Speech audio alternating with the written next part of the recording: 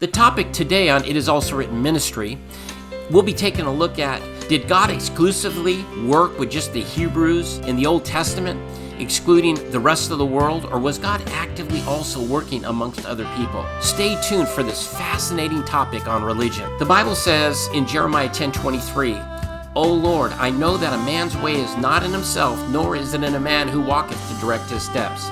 In this verse, we are told that the way man should go is not in himself, that he of himself does not know how to direct his steps. Someone else must direct them if he is to go in the right direction.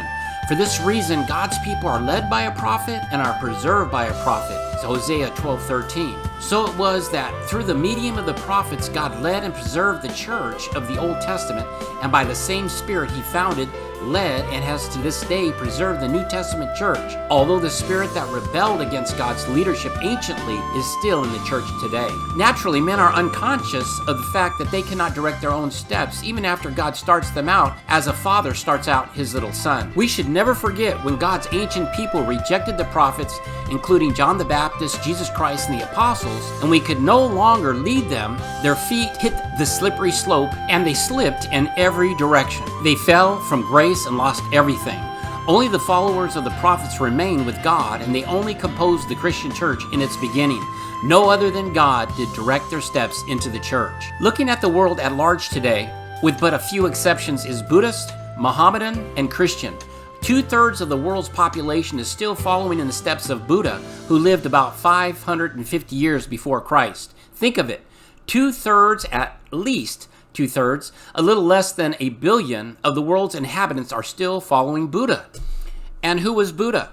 What kind of man was he? Good or bad? Was he a deceiver or was he a teacher of righteousness? To find the answer, let us first take into consideration the kind of people that he was in contact with. He was not in touch with the Hebrews nor with the Christians, that's for sure, but only with degraded people of the Orient. And those who did not come in contact with Buddha's teaching, those of the South Sea Islands in particular, are to a large extent still cannibals. Taking these facts into consideration before passing judgment, we may ask, what did Buddha deceive his followers from? From nothing is the overall answer. And what did he lead them to? Well, history gives this answer. What he taught the people was that they should seek salvation not through the observance of religious rites and ceremonies, but through honesty and purity of heart, through charity and tenderness and compassion toward all creatures that have life. Since Buddha's kind of teaching certainly does not come from the devil, since he led his followers from bad to better, he could not have been a deceiver. Buddha, moreover, not only taught good morals, but if history is reliable, he himself lived up to what he taught.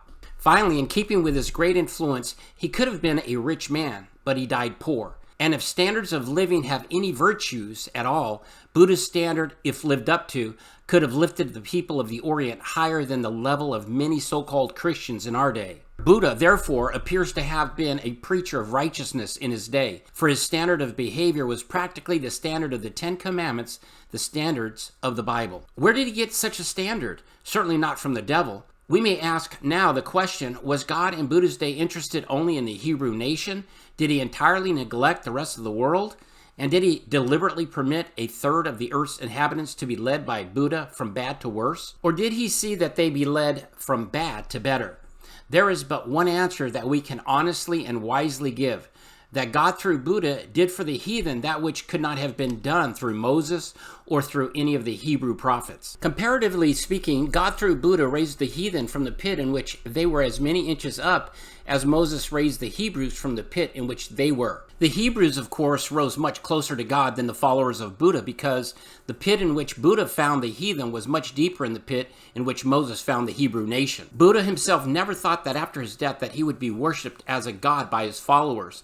No more than the prophets and the apostles and Mary, the mother of Jesus, thought that they would be worshipped after their death. So you can now see that while Buddha was directing the steps of his people, the people were led closer to the standards of the Bible and to the ideas of Christ than they were before his day. Since this is so, then Buddha was not a deceiver. As soon as Buddha died, though his followers ran against a wall as it were, and their progress toward God, the Bible, and Christ stopped where Buddha stopped, indeed, they could not have advanced further, for they made the death of Buddha become their block against progress toward God. How did they do it? Well, consequently, as they do not expect another, and when one comes, they reject him. Thus, the Buddhists put a stop to their spiritual progress. So you see that when the light that is in you becomes darkness, the Bible says, how great is that darkness? And judging from the experiences of the past, who knows? Anything can happen which could bring forth another God, so to speak, with a small g.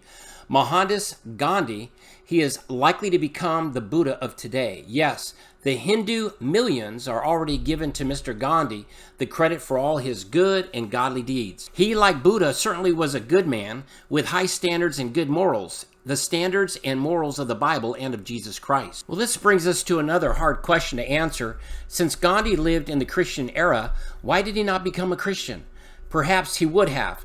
But I suppose he took into account that to become a Christian and join the Christian church would lower rather than lift his standard of behavior. As he saw it, it looked to him that the so-called Christian nations was sapping the blood of his people, that she was abusing and treating them as inferior human beings. In fact, did you know he himself, for his standard on national decency and national freedom, spent about 12 years in jail? These are the things that most likely kept Mr. Gandhi from joining the Christian church and people. He certainly did not turn away from Christianity to avoid any sacrifices or to indulge in any sin. Gandhi's theory, moreover, for freedom by nonviolence by neither sword nor gun, succeeded and freed over 4 million people who had been servants of the strong for nearly 200 years. This he accomplished while the Christians were killing one another by the thousands. These are some of the things which most likely kept Mr. Gandhi from becoming a Christian. Let us now for a moment consider Muhammad, to whom something like millions of people bowed. What kind of man was he? Was he a deceiver, or was he a teacher of righteousness? Well, let us also consider the people who were taught by him. They were descendants of Lot and Abraham, Moabites, Esauites, and Ishmaelites, etc. All of them bitter enemies of the Hebrews and their religion. Since Muhammad led millions of Arabs closer to the Hebrew Christian religion than the so-called Christians in his day would have led them, it is hardly possible that he was a deceiver. He led his followers to a higher level of standard of living, modesty, cleanliness, regularity of prayer, and biblical diet than the Christians of his day would have led them. Muhammad's theory of religion, according to history, and as Mohammedanism has it now, is this. Mohammedanism, the name commonly given in Christian countries to the creed established by Muhammad. His followers called their creed Islam, entire submission to the decrees of God. And their common formula of faith is, there is no God but Allah, and Muhammad is his prophet. The dogmatic and theoretical part of Mohammedanism embraces the following points. 1. Belief in God, who is without beginning and end, the sole creator and Lord of the universe, having absolute power, knowledge, glory, and perfection. 2. Belief in his angels, who are impeccable beings created of light. 3. Belief in good and evil jinn, who are created of smokeless fire and are subject to death. 4. Belief in the Holy Scriptures, which are his uncreated word revealed to the prophets. Of these there now exist, but in a greater corrupted form, the Pentateuch, the Psalms, and the Gospels, and an uncorruptible and incorruptible state, the Quran, which abrogates and surpasses all preceding revelation. 5. Belief in God's prophets and apostles, and the most distinguished of whom are Adam, Noah, Abraham, Moses, Jesus, and Muhammad. Muhammad is the greatest of them all, the last of the prophets and the most excellent of the creatures of God. 6. Belief in a general resurrection and final judgment, and in future rewards and punishments, chiefly of a physical nature. 7. The belief, even to the extent of fatalism, of God's absolute foreknowledge and predestination of all events, both good and evil. 20th Century Encyclopedia, page 507. In view of the fact that Muhammad led his people closer to the religion of the Bible than they had been before, could he truly be called a deceiver? If so, tell me, what did he deceive them from? And since Muhammad was so near to believing the Christian religion, we may ask, why did he not become a Christian? Well, let us consider the possibilities that could have prevented him from doing so. Muhammad lived in the 7th century of the Christian era, in the midst of the dark ages of religion. And when the Christian church was deepest in idol worship, craft, and immorality, practices that are prohibited by the scriptures. If nothing else could have kept him from joining the Christian church, then idol worship, along with the prevalent use of swine flesh, practices that is against all Bible religion, was enough to turn Muhammad from Christianity. Muhammad, I believe, did the very best he could, considering that in his time the so-called Christian church was at a very low ebb, and that his morals and behaviors were much higher than were the morals and behaviors of the Christianized pagans. In view of all this, who could say that Muhammad was a bad man, that he was a deceiver? Are we still inquiring why God permitted Muhammad to teach his religion to millions of Earth's inhabitants? And do we still wonder why he did not become a Christian? If so, here's a second answer. God permitted him because Muhammad was making people better than they were, and because Mohammedanism in that day brought one closer to the religion of the Bible than could have paganized Christianity. But why are the Mohammedans still Mohammedans? Mohammedans are still Mohammedans for the same reason that Buddhists are still Buddhists. That is because after Muhammad died, they just did what Buddhists did. In the progress of religion, the Mohammedans stopped where Muhammad stopped, at his tomb. They stopped there to make sure that their followers would never join another sect. They taught the people that there was to be no other prophet, that Muhammad was the last, and that there was no need for another, that they had all the truth to lead them to the pearly gates. Thus, corrupt Mohammedanism drilled this false idea into the minds of the common people then, and still more corrupt Mohammedanism of today.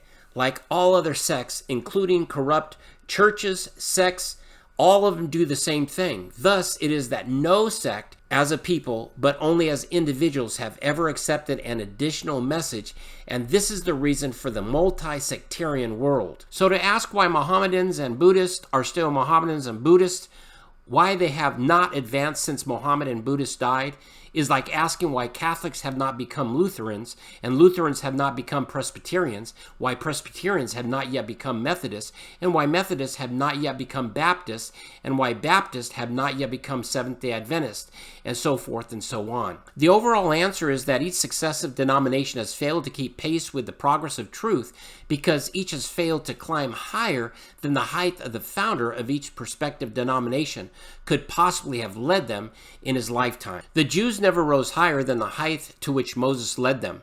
When Moses died, they, as it were, died with him so far as spiritual progress was concerned. Thus it was that they rejected and killed the prophets that came after Moses, not sparing the Son of God. The same spirit prevailed in the Christian church. She never rose above the level on which the apostles left her, and for a time she even fell almost to the bottom of the pit. And she would have dropped out had God not again visited his people in the person of Luther, Knox, Wesley, Campbell, and the other reformers, through whom the Lord brought to light certain parts of the Bible truth that had long been trampled underfoot. But did the Christian world as a whole see the light, and did all walk in it? No, indeed not. Not as a people, but only as individuals. This is what accounts for the present multi-sectarian world, that is, as it becomes necessary for Christ to organize a new church, the Christian separates from the mother church. The Jewish in his day, just so the reformers found themselves cast out from the mother church and necessarily were obliged to organize the followers of advancing truth into a new denomination, one after another. So in this light, you see that the spirit that keeps the Jews and the Buddhists and the Mohammedans, the Catholics, the Lutherans, the Methodists still Methodists, the Baptists still Baptists, and so forth, is the same spirit which is working today in every single denomination, including the Seventh-day Adventists, presumptuously believing that they are rich and increased with goods and need of nothing more. It too thinks that its dead founder was the last in the line of prophets, that there is no need of another. It feels certain that the light and energy in its ship, Zion, is sufficient to take it to the shores of the kingdom, though they will know that their message, which is the judgment of the dead, is not the last, but that the judgment of the living, that which they do not have yet, is the last. The spirit of sliding back rather than going forward, of opposing spiritual growth and at the same time fostering the spirit of lukewarmness, is successfully working with many, in spite of the fact that the prophecies of the Bible which point to our day are to them still mysteries. They care not to know them. There is therefore a great work to be done, not only for the nations, kindreds, and tongues, and peoples, but for the church herself.